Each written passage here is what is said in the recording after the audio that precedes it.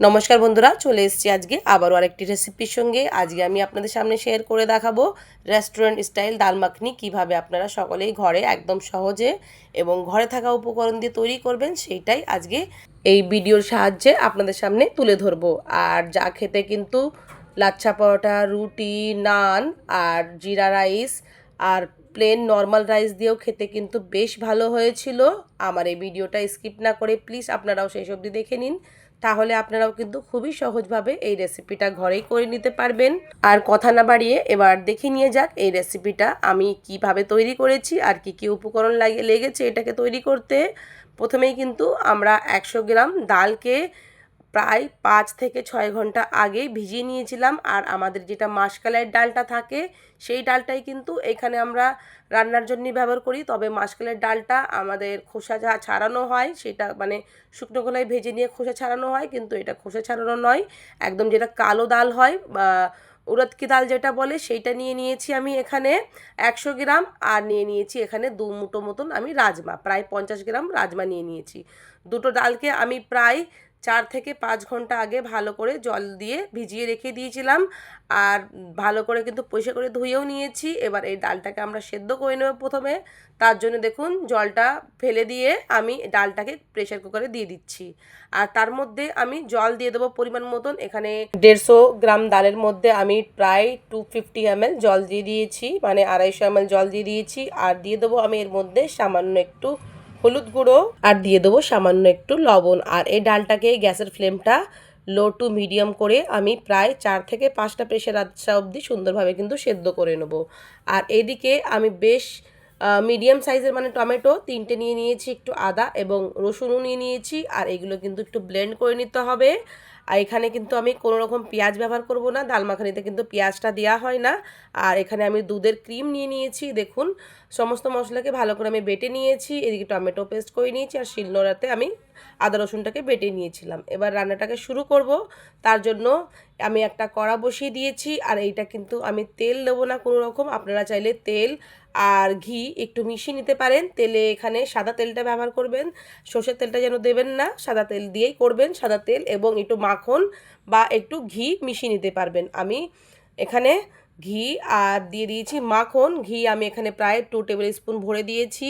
আর দিয়েছি 1.5 টেবিল চামচ মতন বাটার। আর এটা একটু মেল্ট করে নিচ্ছি। একটু মেল্ট হয়ে গেলে আমি এর মধ্যে গোটা মশলা দিয়ে দেবো, মানে গোটা গরম মশলা দেবো। যেমন আমি এখানে প্রথমে একটা তেজপাতাকে একটু 2 টুকরো করে মানে দুটো টুকরো করে দিয়ে দিলাম।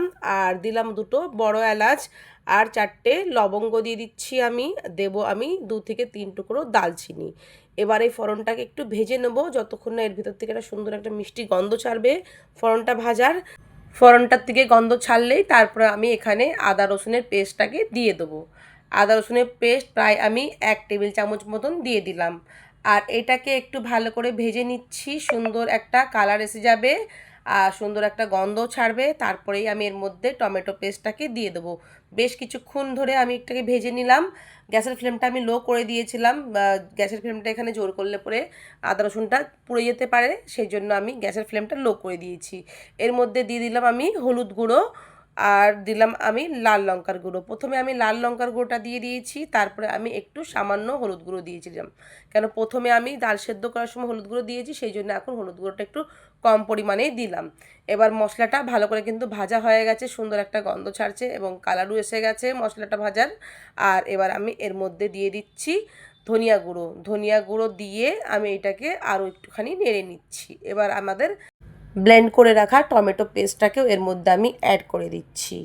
আর আমি একটু সামান্য মানে মিক্সার জারটা ধুয়ে একটু জল দিয়ে দিয়েছিলাম, সেটা অফ ক্যামেরা হয়ে গেছে। এবার গ্যাসের ফ্লেমটা আমি মিডিয়াম টু লো করে দিয়ে সুন্দরভাবে কিন্তু কষিয়ে নেবো যতক্ষণ না টমেটোর থেকে কাঁচা গন্ধটা চলে যাচ্ছে এবং আর এর কালারটা যতক্ষণ না চেঞ্জ হচ্ছে। সুন্দরভাবে কিন্তু আমি এটাকে ভেজে নিয়েছিলাম। এই দেখুন রঙটা কিন্তু চেঞ্জ হয়ে গেছে, সুন্দর একটা রঙ এসে গেছে। আমি কিন্তু আরও কিছু সময় নিয়ে গ্যাসের ফ্লেমটা লো করে দিয়েছি। লো করে দিয়ে বেশ খানিকক্ষণ আমি এটাকে নাড়তে চাড়তে ভালো করে কিন্তু কষিয়ে নিয়েছিলাম। এদিকে দেখুন আমাদের ডালটাও কিন্তু খুব ভালোভাবে সেদ্ধ হয়ে গেছে, রাজমাটাও গলে গেছে এবং ডালটাও কিন্তু খুব সুন্দর সেদ্ধ হয়ে গেছে। আমি একটু খুন্তি বা হাতার সাহায্যে ডালটাকে একটু ভালো করে এরকম চেপে চেপে একটু ভেঙে ভেঙে দিচ্ছি, কারণ ডাল মাখনিতে কিন্তু ডালটা একটু আমাদের ম্যাশ মতন হয়ে যায়, সেই রকম করে আমি একটু ম্যাশ মতন করে নিলাম। আর এবার আমি মশলাটা কষানো হয়ে গেল, সেই সময় আমি ডালটাকেও এর মধ্যে দিয়ে দিলাম।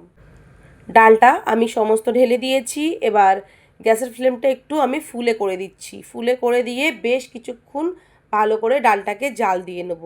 যতক্ষণ না এই ডাল থেকে বলক উঠবে ততক্ষণ আমি গ্যাসের ফ্লেমটা এটা ফুল করেই রেখে দিচ্ছি।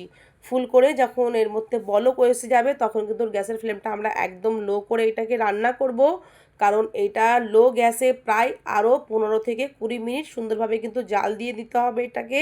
যতক্ষণ ধরে সময় নিয়ে জাল দেবেন এই ডালটা কিন্তু ততই ক্রিমি হবে আর খেতে ভালো লাগবে। দিয়ে দিলাম আমি লবণ পরিমাণ মতন, ডাল সেদ্ধ করার সময়ও লবণ দিয়েছিলাম, সেই জন্য এই সময়ও সেইটা মাথায় রেখে লবণটা দিয়ে দিলাম। এবার গ্যাসের ফ্লেমটা কিন্তু লো করে আমি একটু নাড়াচাড়া করে নিচ্ছি। দেখতেই পাচ্ছেন এটা কিন্তু নাড়তে চাড়তে একটু সেদ্ধ হতে থাকবে।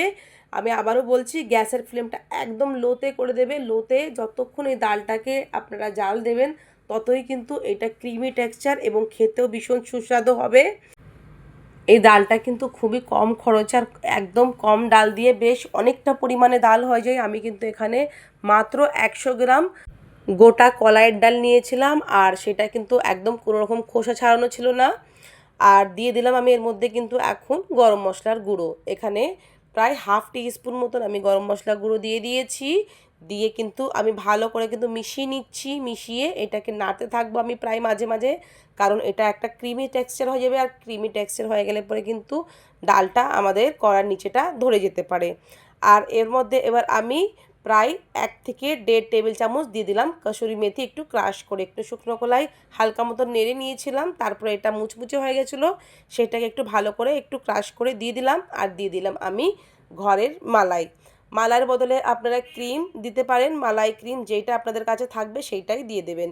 প্রায় এখানে আমি হাফ বাটি মতন এখানে মালাই দিয়ে দিয়েছি। এবার খুব ভালো করে কিন্তু মিশিয়ে নেব, মিশিয়ে কিন্তু প্রায় 10 থেকে 12 মিনিট এটাকে জাল দিয়ে নেব সুন্দরভাবে। যতক্ষণ না সুন্দরভাবে জাল হবে প্রায় একটা ক্রিমি টেক্সচারে আসবে ততক্ষণ আমি এটাকে সুন্দরভাবে কিন্তু জাল দিতে থাকবো। প্রায় 10 থেকে 15 মিনিট এটা জাল দেওয়ার পরেই কিন্তু এটা আমাদের পরিবেশন করার জন্য তৈরি। আর দেখতেই পেলেন কত সহজভাবে আমি এই ডাল মাখানিটা তৈরি করলাম, একদম পুরো রেস্টুরেন্ট স্টাইলে। রান্নার প্রায় 10 মিনিট পর এটাকে আমি পরিবেশন করব, আরও কিন্তু ক্রিমি টেক্সচার হয়ে যাবে। দেখতেই পেলেন কত সহজে আমি ডাল মাখানিটা তৈরি করলাম। আজকের আমার এই ডাল মাখানির রেসিপি যদি ভালো লেগে থাকে তাহলে অবশ্যই আমার চ্যানেলটিকে লাইক শেয়ার সাবস্ক্রাইব করে পাশে থাকবেন। আর রেসিপিটা যদি ভালো লেগে থাকে তাহলে অবশ্যই একটা কমেন্ট করে জানাবেন। আর চলে আসবো আমরা পরবর্তী আরেকটি নতুন রেসিপির সঙ্গে। ততক্ষণ আপনারা সকলেই ভালো থাকবেন, সুস্থ থাকবেন এবং সচেতন থাকবেন।